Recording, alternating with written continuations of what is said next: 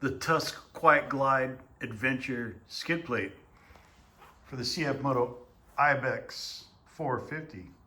Why you need it, and some things to look out for.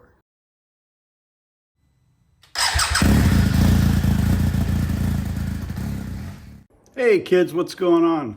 Hey, I got this Tusk Quiet Glide skid plate from my Ibex 450, and I want to compare it or show you the difference between this, a cheap Temu knockoff that you can get on Amazon, Temu, AliExpress, and we'll compare those two to the OEM gravel splash guard thing.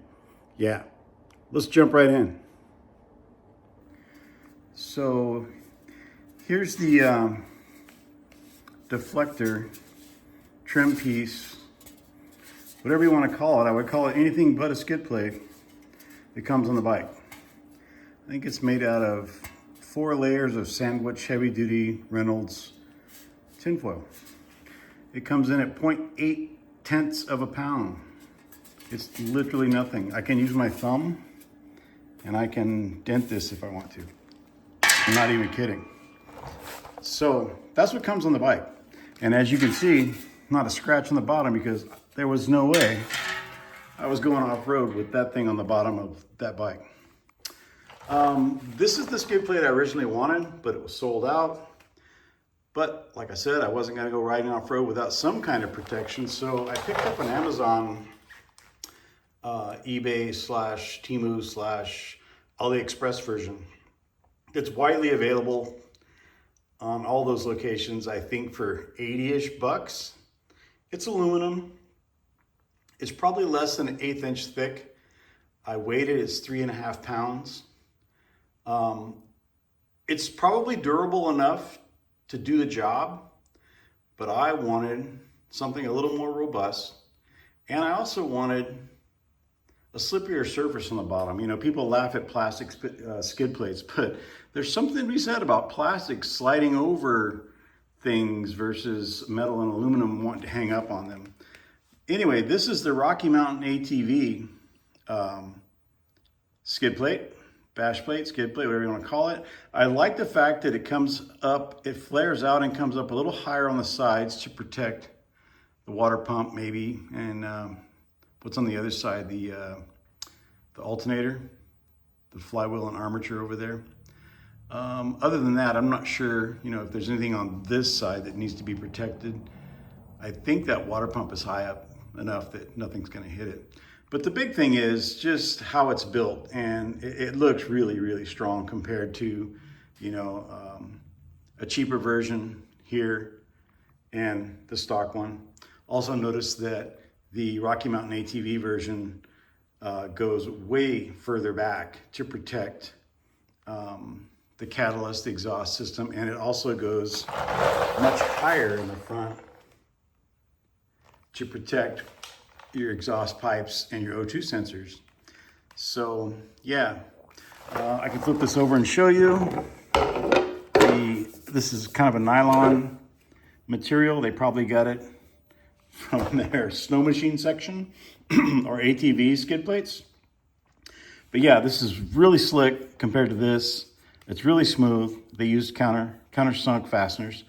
It has the same holes milled in it that the actual aluminum skid plate does, so drainage isn't an issue. It looks like you can probably change the oil with this one in place. That one, I had to, I believe I had to drop it so I could get the oil filter off. But this one looks like the cutout on this side, which is obviously the other side, might be designed so that I can get the oil filter off without removing this. And if so, I mean, if not, rather, it's only 4 bolts, I believe. Maybe 5. There could be a 5th bolt right there. But yeah, let's go ahead and put this Rocky Mountain on. Always keep in mind, as you're adding accessories, you're adding weight, right? This guy was less than a pound. That guy was 3.5 pounds. This guy's 7.5 pounds. Those SW crash bars, man, I want to say those were close to 12 pounds. But it's good stuff, right? I mean, I'd put SW crash guards up there with any crash guard as far as protection and durability and strength. They're quite amazing. Also, I wanted to point out that there have been some mistakes made. There were mistakes made. Some people put bolts to secure this side of the skid plate that are too long. I can't even fit my finger between the back of that nut and this oil pan. So if you've got a bolt sticking through there, you know, more than 2 or 3 threads, you basically have built a center punch that's only an 1/8 or less inch away from your oil pan. So any good whack right here on this steel frame, which it does flex, you know, inward, is going to poke a hole right in your oil pan. And we don't want that. The good news is you should be carrying around JB Weld putty. You should be able to fix it. And more good news is I believe the oil pan itself is only $87. So it's a mistake, but it's a cheap mistake, luckily, as long as you notice you've lost your oil. If you don't notice that and ignore your oil light, then it's going to be a very expensive mistake. But anyway, yeah, keep an eye, especially on this one, right? On the other side, you've got a clearance issue with the catalyst. And, you know, maybe you guys are looking for an excuse to replace your entire exhaust anyway. So if you poke a hole in that, whatever. But, yeah, just pay attention. I've always mentioned that in all of my skid plate install videos that, you know, pay attention to low clearance areas where bolts may be protruding through too far. My KLX 300 was another one. The bolts that came with it were a good 1/2 inch too long, and it put them only a 1/4 inch away from the oil pan. That was not going to work for me. So I cut the bolts down to just 1 thread beyond the nut and used Loctite and call it good. So yeah, anyway, let's get this black Rocky Mountain ATV skid plate on here because it looks good. And my bike's too light. It needs to be heavier, so. All right, she's on. You know, little bending and prodding to get it to line up. Don't tighten everything up until you get everything started. The golden rule of mechanics, right? But, and it's a big one. Har. This bolt, just like everyone else, right here, is too long.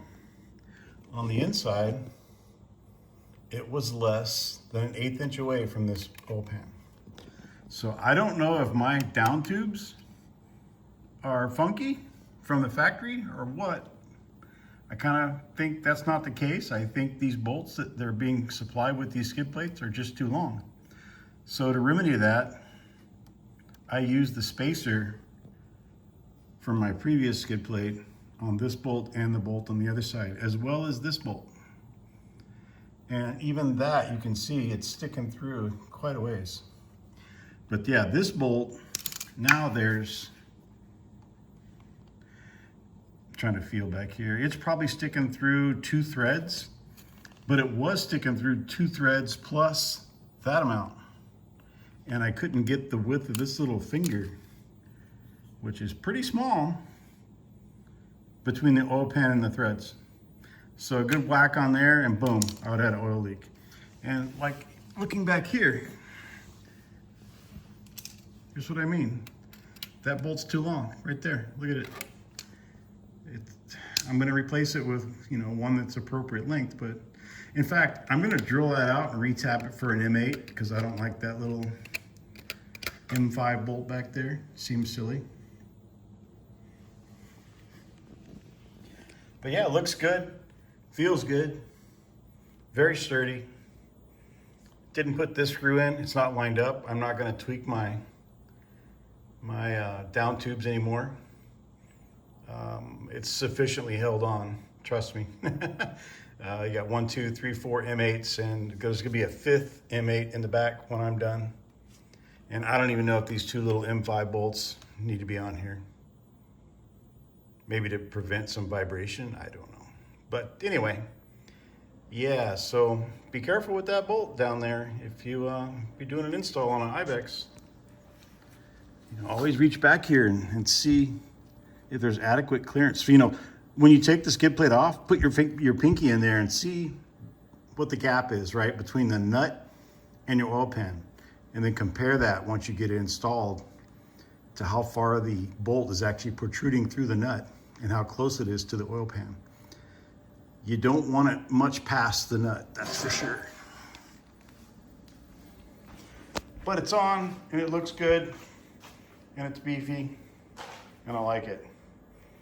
Much more confident now. I can, there's a road I like to climb up the mountains by the house here that basically it's just a bunch of baby heads and deep ruts. So I didn't want to go up until I had that on. And now I don't have an excuse. I have to go up that road. Anyway, hopefully you guys enjoyed the video, maybe learned something, or maybe, you know, heard me repeat something 1,000 times, but yeah, sometimes that's how we learn. And I'm gonna go ahead and give the Rocky Mountain ATV skid plate for the Ibex 450 a thumbs up, maybe 2 of them. I only have 1 though. It's good, it's heavy duty. It has really good coverage. And well, it's heavy too, but you know, what are you gonna do? You guys have a good one, and ride safe, and enjoy your motorcycle. The best motorcycle you have is the one you own. So, yeah, peace.